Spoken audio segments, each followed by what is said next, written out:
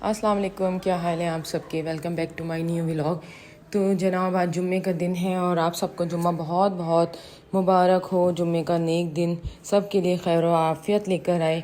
तो बस कामों की शुरुआत हो गई। सुबह सुबह हमने कहा कि थोड़ी सी रूटीन आपके साथ शेयर कर लें आधे दिन की, क्योंकि गर्मी बहुत थी। मैंने सोचा कि चलें जी, छत पे 2 दिन से चादरें पड़ी थी और मैंने कहा कि चलो जी अब इसको उतार दो, वरना इससे पहले कि इसका रंग वंग उड़ जाए। धूप बहुत तेज़ थी, इतना तेज़ सूरज निकला हुआ है कि कोई हाल नहीं है। बहुत ज़्यादा गर्मी हो रही है। कराची में तो इतनी बारिश हुई लेकिन कुछ पता नहीं चला बारिशें कहाँ गई। बहुत शदीद गर्मी है। तो जी अब हम आ चुके हैं किचन में, क्योंकि बच्चों का स्कूल से आने का भी टाइम हो रहा है। तो बस किचन के बर्तन तो ऐसे होते हैं, मुझे तो लगता है हर घर में जो है किचन के बर्तनों में बहुत ज़्यादा बरकत है। मेरी तरह आप लोग भी यही शिकायत करते होंगे कि किचन के बर्तनों में बहुत बरकत है। तो जी काम तो ज़ाहिर सी बात है सब इंसान ने हमने करने ही होते हैं। सबसे पहले किचन में घुसो और बर्तन देख के इतना दिल ख़राब होता है।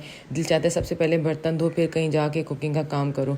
तो जी देखिए मैंने अपनी आस्तीनें चढ़ा ली हैं। इतना मुश्किल होता है बड़ी बड़ी आस्तीनों के साथ, ख़ास करके बर्तन धोना या कपड़े धोना। फिर स्लीव्स भी जो हैं वो हम कभी हाफ़ इस तरह पहनते नहीं हैं, वो रिवाज भी नहीं है, पहले कभी दौर में होता था। तो जी बस हमारे काम हो रहे हैं जल्दी जल्दी। जुम्मे का दिन ऐसे जाता है।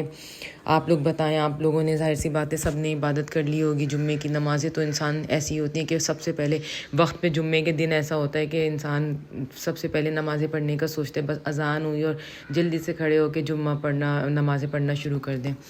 तो जी आप लोग बताएं कैसी चल रही है लाइफ, कैसी जा रही है। बहुत मसरूफ़ है आजकल की जो रूटीन चल रही है। बच्चों के स्कूल खुल चुके हैं, फिर पेपर्स भी होने वाले हैं। तो बहुत ज़्यादा एक रूटीन जो है ना बहुत ज़्यादा टफ़ हो जाती है। तो जी बर्तन जो है इतने ख़राब गंदे हो जाते हैं पीछे से, उनको कभी कभी ऐसा होता है दिल चाहता है सारे बर्तनों को एक साथ जो है रगड़ के धो दो। तो जी आज मैंने कहा चलें जी जल्दी से किचन की अच्छी सी हम सफाइयाँ वफ़ाइयाँ कर दें, क्योंकि ज़ाहिर सी बात है 2 दिन बाद तो इस तरह रगड़ के करना पड़ता है। किचन को साफ़ रखना हम सब के लिए बहुत ज़रूरी होता है, क्योंकि किचन में ही खाना बनता है। सारी सेहत का दारोमदार जो है वो हमारे किचन की सफाई देख के किया जाता है। जिस औरत का किचन सबसे गंदा होगा, मैं तो कहती हूँ दुनिया में सबसे गंदी औरत वही है जिसका किचन जो है वो गंदा हो रहा हो और उसी में वो कुकिंग कर रही होती है, एहसास ही नहीं होता। तो साथ साथ जो है बच्चों को भी आदत डालें कि इसी तरह किचन की मतलब डीपली जो सफाइयाँ होती हैं वो हमें करनी चाहिए। और जब साफ़ करें तो ऐसा साफ़ करें कि जो है वो रगड़ रगड़ के जो है वो सुकून मिल जाए, एक एक चीज़ जो है वो साफ़ सुथरी हो जाए। असल में मैं यहाँ पे रोटियाँ वगैरह भी बेलती हूँ, आटा भी मैं यहीं पे गूंथती हूँ ना, तो इसीलिए मैं चाहती हूँ कि ना ये जो शेल्फ़ वगैरह है ये सही से तरीके से प्रॉपर साफ़ हो जाए। तो जी अब मैंने चूल्हा साफ़ करना भूल गई। मैंने सारी शेल्फ़ वगैरह धो दी और चूल्हा रह गया मेरा। चूल्हा भी रोज़ाना चूल्हा जो है वो सफाई मांगता है। डेली 2 से 3 बार हर खाने के बाद जो है वो चूल्हा जो है हमारा किया जाता है साफ़ सुथरा, लेकिन फिर भी इतना गंदा होता है कि जो है वो कोई हाल नहीं। तो जी इस तरह के कपड़े हमारे एरिया में मिलते हैं, तौलिए के ना पीस मिलते हैं छोटे छोटे, तो हम इसे साफ़ करते हैं। इसे इतना कोई ज़बरदस्त चमकदार सा साफ़ होता है, देखें क्या शाइनिंग आ रही है, कोई धब्बा नहीं होता, कुछ नहीं होता। तो जी ये इस तरह का साफ़ सुथरा लेकिन कपड़ा लें, ये नहीं मुझे समझ आता। कुछ लोग डस्टिंग के लिए कहते हैं गंदा कपड़ा लाओ डस्टिंग करनी है, चूल्हा साफ़ करना है, गंदे कपड़े से ही सफाई करते हैं। मुझे कॉन्सेप्ट लोगों का समझ नहीं आता। कभी मेरे बच्चे भी कहते हैं मम्मा ये गंदा कपड़ा ले लें, इससे साफ़ करना है। मैं कहती हूँ गंदे कपड़े से आप साफ़ करोगे तो चीज़ कौन सी साफ़ होगी, सही कपड़ा लाओ। तो जी धुला हुआ कोई डस्टर होता है, सारे मशीन में हम लोग डस्टर धो रहे होते हैं इस तरह करके, या किचन के तो हम गर्म पानी जो है किचन में ही निमटा रहे होते हैं। मैं तो इसी तरह धोती हूँ।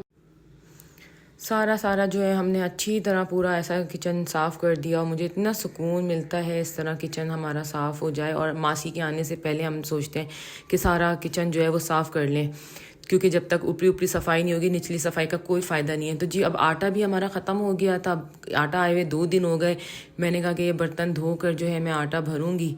तो अब जो है हमने सोचा कि पहले हर इस्तेमाल से पहले मतलब आटा भरने से पहले इस बर्तन को ज़रूर धोना पड़ता है, क्योंकि फिर जाहिर सी बात है कीड़े वीड़े लग जाते हैं, उससे आटा जो है ना बहुत ज़्यादा महफूज रहता है। तो जी धूप के लिए हमने सोचा कि चलो उसको धूप में रख दें। देखा तो वो धूप भी गायब हो गई। इतनी देर से सुबह से तेज़ धूप थी, लेकिन हर प्लास्टिक है तो पंखे की हवा में भी खुश्क हो जाएगी, लेकिन इसमें ना नमी ना होनी चाहिए, बिल्कुल ना होने के बराबर। पहले हम इसको इस तरह खुश करते हैं, फिर टिश्यू से साफ़ करके आटा भरते हैं। तो जी बच्चों के स्कूल से आने का टाइम हो गया है और बच्चे आ गए हैं।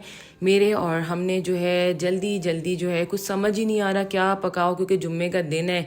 और देखें प्याज कैसी ख़राब निकल रही है, गर्मी में ना प्याज भी कैसी गल रही है, लेकिन कोई नहीं, हमने ज़ाया नहीं की। थोड़ी सी ख़राब थी, वो मैंने साफ़ करके धो के जो है वो मैंने कट कर दी, क्योंकि अगर ख़राब प्याज डाल दें तो आपका खाना जो है ना वो ख़राब हो जाता है, स्मेल आने लगती है प्याज की ना।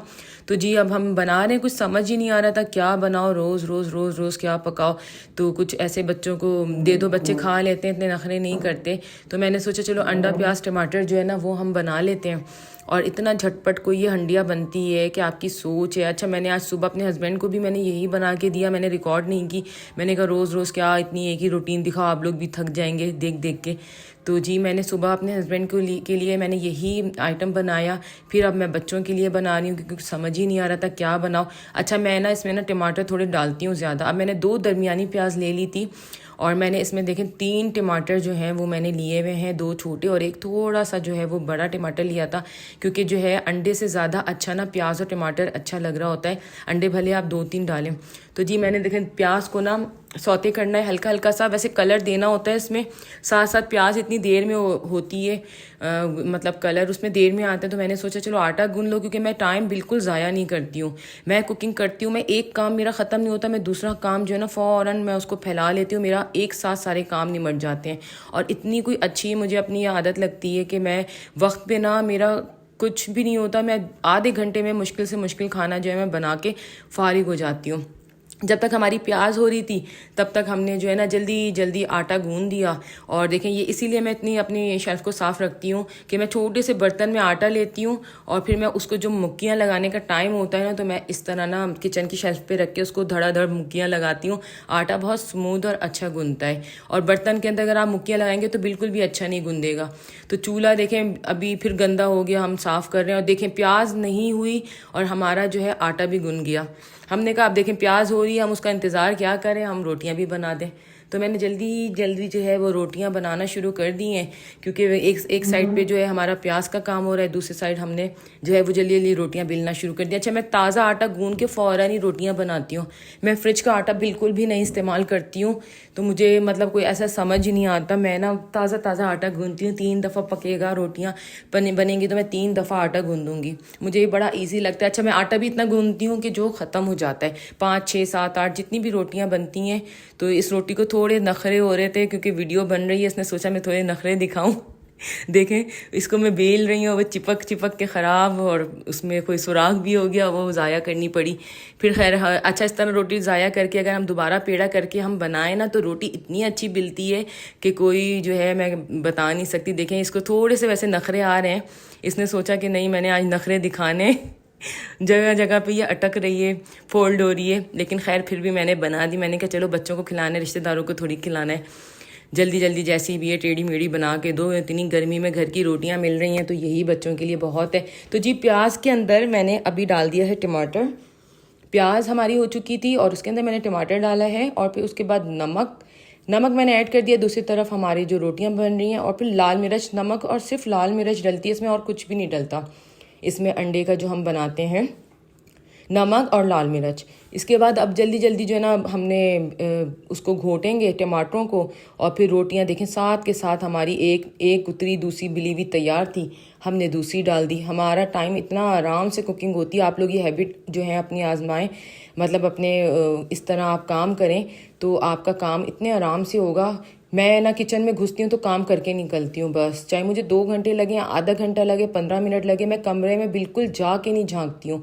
तो जी मसाला हमारा तकरीबन घुट चुका है, टमाटर हमने घोट लिया, अब हम अंडे डाल रहे हैं। और अंडे आप हमेशा इस तरह करके डाला करें, एक एक तोड़ के एक एक, क्योंकि अगर अंडा कभी ख़राब निकल गया तो आपका जो है ना सारा जो है वो अंडे जो फिटे हुए होते हैं वो ख़राब हो जाएंगे, क्योंकि अंडे को कुछ नहीं पता कि अंडा अंदर से ख़राब निकले या सही निकले। मेरे साथ बहुत दफ़ा हुआ है कि जो है अंडा मैंने डाला और पहला डाला, दूसरा, तीसरा, चौथा, आज जब 5वां तोड़ के डाला है तो वो 5वां अंडा ख़राब निकला है। उसके चक्कर में पहला, दूसरा, तीसरा, चौथा सारे अंडे जो थे वो हमारे ख़राब हो गए।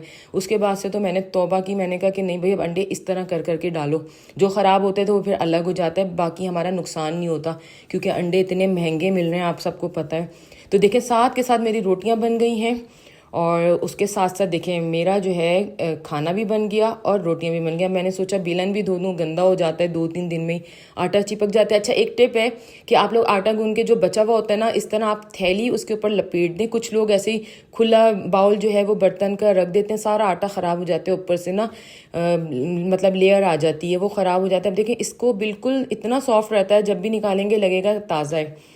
तो जी ये जो है अब हमारा देखें चूल्हा आपके सामने मैंने साफ़ किया था, फिर कितना धब्बा खुश्की आटे की और अंडे के मसाले की धड़ाधड़ छींटें आई हैं, बहुत बुरा लगता है। अब देखें अब पूरा हमारा किचन खाना भी पक गया, साफ़ भी हो गया। साथ के साथ हमने सोचा चलें जी हम बर्तनों को भी धो दें, क्योंकि जब निकलेंगे तो अब मैं रात को घुसूँगी, 8-7 बजे घुसूँगी जब कुछ पकाना होगा, बस ज़्यादा से ज़्यादा किचन में शाम की चाय बन जाएगी और फिर उसके बाद हम शाम को घुसेंगे अपने किचन में। हमारा काम सारा हो गया, अल्लाह का बहुत बहुत शुक्र है, झटपट हमारा खाना बन गया। तो जी मैंने बच्चों के लिए जो है वो निकालना शुरू कर दिया, क्योंकि बच्चे बहुत ज़्यादा भूखे हो रहे हैं। तो देखें 5 अंडे थे, हाँ 5 अंडे, तो उसका अच्छा खासा बन गया कि 3 बच्चे आराम से जो है वो खाना खा लें। 4 अंडे थे, 5 कह रही हूँ, आराम से जो है ना वो बच्चे पेट भर के जो है वो खा लेते हैं इतना, क्योंकि प्याज टमाटर ज़्यादा डालें तो बच्चे बड़ा आराम से खा लेते हैं। तो अब जो है आप लोग देख रहे होंगे कि मैं क्या इस्त्री कर रही हूँ। तो जी मासूमा का एक शूट आ चुका है, जिसके बारे में आपको मैं बताऊंगी अगले व्लॉग में, जब वो बनेगा तो मैं उसको अपलोड करूँगी। जब वो रिलीज़ हो जाएगा मैं फिर अरीबा के जो है मनकबत नहीं नात है उसके लिए मैं जा रही हूँ, रबीउल अव्वल का उसका नात का कलाम है, मैं उसके लिए जा रही हूँ। तो मासूमा का मैंने ड्रेस इस्त्री किया, बस हम लोग थोड़ी देर के लिए निकलेंगे। तो जी मिलते हैं।